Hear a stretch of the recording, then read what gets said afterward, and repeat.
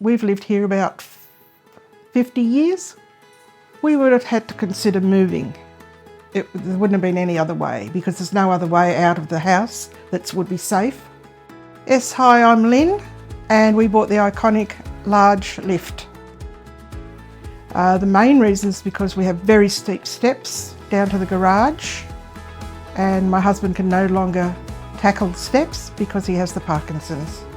We just went from company to company to find one that was suitable for us, and when we went to Velocity, we found that they were most helpful. Somebody showed us around and gave us a go in the lift and explained it so well that we didn't really go any further. That was all we needed. Impacted it in a big way because it was such a hassle getting down the stairs. So I'm not getting any younger either. And we're thinking of the future because one of these days my husband might need to be in a wheelchair. That's why we got the bigger lift for him to be able to take a wheelchair in there if he has to. We've lived here about 50 years. We would have had to consider moving.